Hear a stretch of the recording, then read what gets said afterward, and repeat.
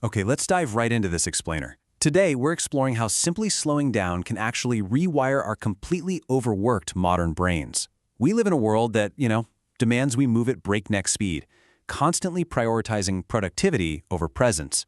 But we're going to look at the powerful, science-backed philosophy of slow living and how stepping back from the constant grind can fundamentally transform our health, our minds, and our daily joy. So I want you to honestly ask yourself, when was the very last time you did absolutely nothing? And I don't mean like waiting in line while scrolling through your phone or having the TV on in the background while you fold laundry. I mean a true, intentional moment of pause without reaching for a screen or trying to be productive. If you're struggling to remember, trust me, you are definitely not alone. To get us back to a state of balance, here's our roadmap. We're going to look at the digital dopamine trap, Epicurus and simple happiness, the art of Nixon, wabi-sabi and imperfect beauty, the neuroscience of savoring, and finally, a daily savoring challenge. Section 1. The digital dopamine trap. I want to validate something right out of the gate here. Your digital fatigue is not a personal failure. Seriously, modern technology, social media apps, and notifications are literally designed using variable reward schedules. It's the exact same psychological mechanism used in casino slot machines. Every like, every comment, it triggers a tiny hit of dopamine.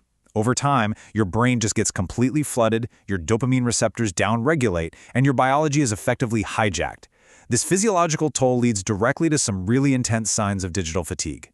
If you feel this sudden spike of anxiety when your phone battery drops below 20%, or if you kind of can't get through a long movie without instinctively checking your device, your nervous system is likely trapped in a chronic state of fight or flight. We are completely overstimulated, but paradoxically, we're deeply underwhelmed by the actual physical world around us. And what's really interesting is that this modern feeling of emptiness actually has a name, awe deprivation. Because we spend so much time indoors, commuting, working, and just staring at screens all day, we've lost those moments that give us literal goosebumps, like looking up at a vast night sky. Researchers note this deprivation has contributed to a society that's become increasingly individualistic, self-focused, and disconnected. We've basically traded the vastness of the real world for the narrowness of our screens. Section 2. Epicurus and simple happiness. So, how do we actually fix this? Well, let's pivot away from the digital crisis for a second and travel way back to ancient Greece to breathe in the wisdom of the philosopher Epicurus. He spent his time in a lush garden with friends, contemplating how human beings can achieve the most pleasant life possible, right here in the present. He wrote, "By pleasure we mean the absence of pain in the body and trouble in the soul." Epicurus is famous for hedonism, but true happiness to him wasn't about chasing the next big thrill or endless luxury or volatile physical pleasures. It was about finding deep, unshakable contentment in the simple things. The really crucial point here is that Epicurus actually warned against what he called crass hedonism. If you're constantly pursuing unnecessary desires, like bigger houses or extreme wealth, you just create anxiety because you're always afraid of losing it all, or you're always needing more. Instead, he championed ataraxia, this beautiful neutral state of inner tranquility and freedom from worry. It's a stable peace that's totally independent of external luxuries. Moving on to Section 3. Nixon, the art of doing nothing. To see how this builds into a highly practical, modern lifestyle choice, we're heading over to the Netherlands. The Dutch are frequently ranked among the happiest and healthiest people globally, and a big part of their secret is how they embrace rest through a concept called Nixon. Nixon is literally the Dutch practice of doing nothing on purpose and entirely without purpose. Now, I want to make a really important distinction here. Unlike mindfulness, which asks you to intensely focus on your breathing or stay super present in the moment, Nixon is giving yourself absolute permission to just stare out a window without an ounce of guilt. You just let your mind wander wherever it wants to go to combat stress and burnout. And it turns out, this isn't just laziness. It is biologically essential. Listen to this finding from Dutch sociologist Ruud Veenhoven. Even when we nix or do nothing, our brain is actually still processing information and can use that freed-up processing power to creatively solve pending problems. Slowing down and doing absolutely nothing actually reduces anxiety, boosts our creativity, and helps prevent chronic burnout. Section 4. Wabi-sabi and imperfect beauty. Continuing our global tour, let's head over to Japan to look at an aesthetic philosophy that beautifully complements this slow-living mindset and perfectly challenges our modern obsession with having everything look flawless. Rooted in Zen Buddhism and deeply connected to the traditional Japanese tea ceremony, wabi-sabi combines two ideas: Wabi, which is a subdued, austere beauty, and sabi, which refers to a rustic patina, or the beautiful aging of an object. It's centered on the acceptance of transience and acknowledges three simple realities. Nothing lasts, nothing is finished, and absolutely nothing is perfect. Think about it. Fast culture demands perfection, constant productivity, and artificial permanence, which honestly is exhausting. Embracing slow culture and wabi-sabi frees us from that relentless modern pressure to be flawlessly productive all the time. It allows us to find deep aesthetic and spiritual value in the flawed, the rustic, and the beautifully impermanent aspects of our daily lives. Section 5. The Neuroscience of Savoring.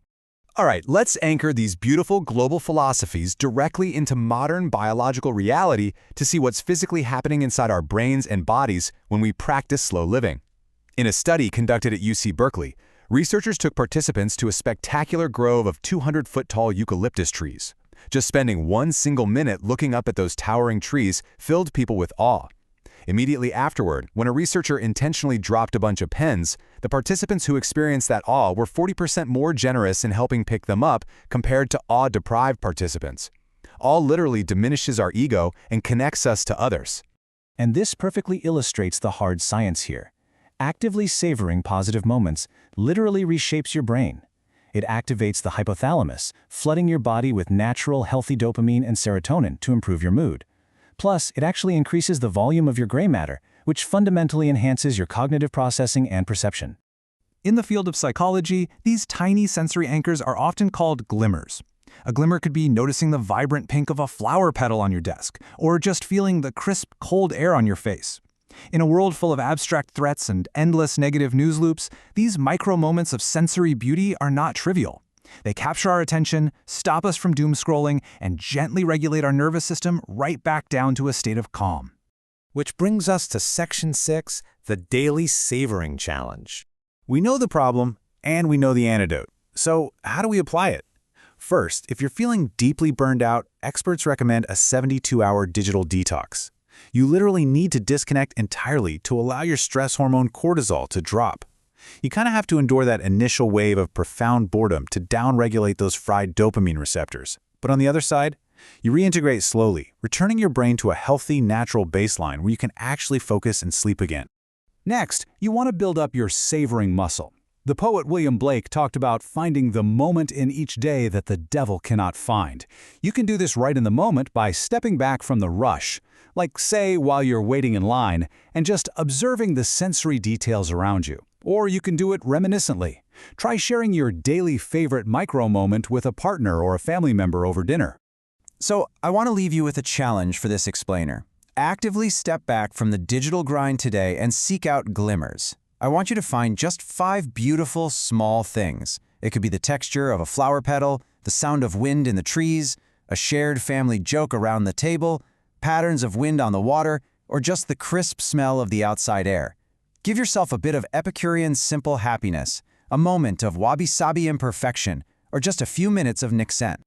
Look away from the screen right now. Just take a deep breath. Look around your physical space. What will your very first beautiful thing be today?